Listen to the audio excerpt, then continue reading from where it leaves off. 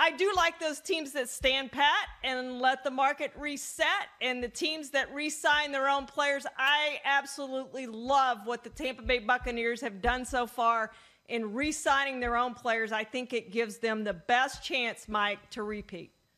Yeah, let's talk about the Tampa Bay Buccaneers. We knew that, number one, they are keeping Chris Godwin via the franchise tag, so they have their top receivers. Number two, they signed Lavonte David to a 2-year deal. He'll be next to Devin White for the next 2 seasons, and then once they give Devin White a big payday, that's probably when Lavonte David goes elsewhere unless he takes a lot less. And now today, just after noon Eastern, one of the first moves that was announced, and obviously this one involves no illegal tampering, although it does. Here's what I believe happened. When we saw the news that Shaq Barrett is staying with the Buccaneers right as the clock struck 12, my interpretation, and others in league circles agree with me on this, the Bucs had an offer on the table for Shaq Barrett. Shaq Barrett, through his agent Drew Rosenhaus, had shopped that offer to all other teams, and they knew what else was out there, and the Buccaneers made it clear the moment 12 o'clock Eastern rolls around on Monday, March 15, if you don't take this, we're going to start calling other agents who represent other pass rushers, and we're going to use that money on them, and this offer is going to be gone. And I think that's why Barrett took it when he took it, because there is, every year, urgency.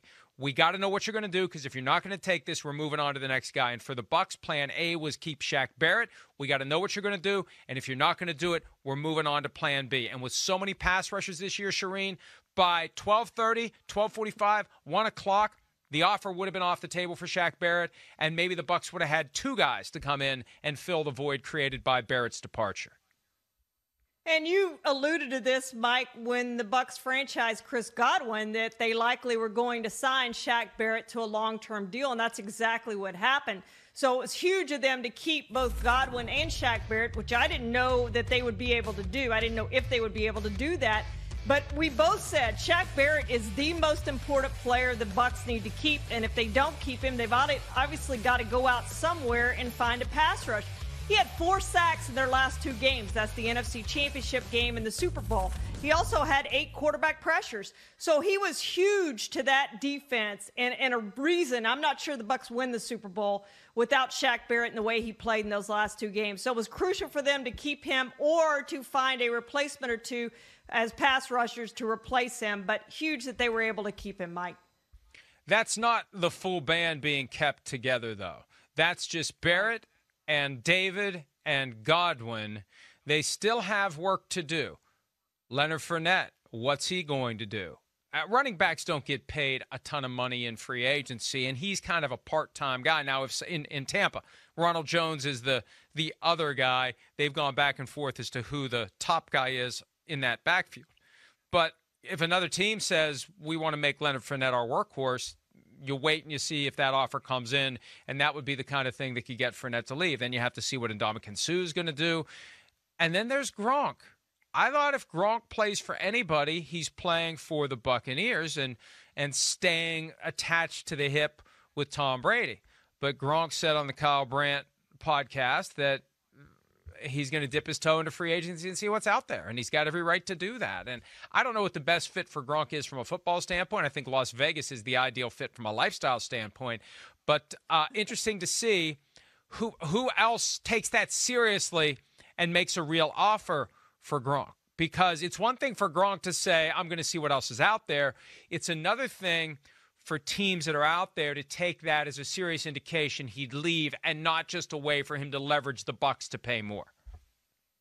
I'm going to be surprised, Mike, if he leaves Tom Brady in the Tampa Bay Buccaneers. I just think he sees that as his best chance to win another championship, which is really important to him, and to play another season with Tom Brady. So going to be really surprised. I think he's probably just trying to get more out of the Bucs. Now, I don't know if the Bucs have more to spend, right?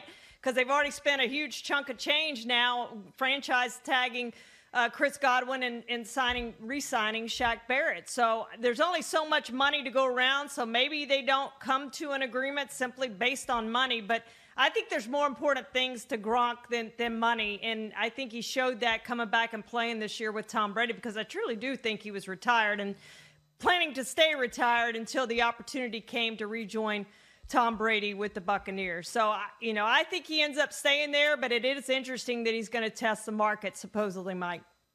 I don't think he's going to find anything significant out there. He was used primarily as a blocker for most of the season. He was running in mud for most of the season. Part of me wonders, based upon how spry he was in Super Bowl 55, whether it was some sort of a rope-a-dope. But he's not the guy that he was a few years ago. He's not going to get huge money in free agency. And he has a very specific and narrow role, which entails just using him judiciously most of the year and ramping up his involvement when the playoffs roll around. Otherwise, he's going to get injured. We've seen that time and again. So I think it's going to be the Bucs or no one. I thought that also for Antonio Brown. We haven't heard anything about him. Remember, there were other teams last year that were tied to Brown. Russell Wilson has clamored for Brown in the past in Seattle, and now that the Josh Gordon thing seems to be over and done, maybe they pivot back to Brown. The Ravens from time to time will clamor for Brown. I think Des Bryant was the Ravens' way of creating a peace offering to the locker room last year when guys like Lamar Jackson and Hollywood Brown, Antonio Brown's cousin, were politicking for him to join the team. And then the Packers get tied to Brown from time to time. So I don't think that's a 100% done deal that he plays for the Bucs or no one in 2021. Now that he's got a ring and now that he's kind of stabilized himself, the question becomes, is there another place he can go and be successful and be more involved, especially with them keeping Chris Godwin around? That keeps Antonio Brown down on the depth chart.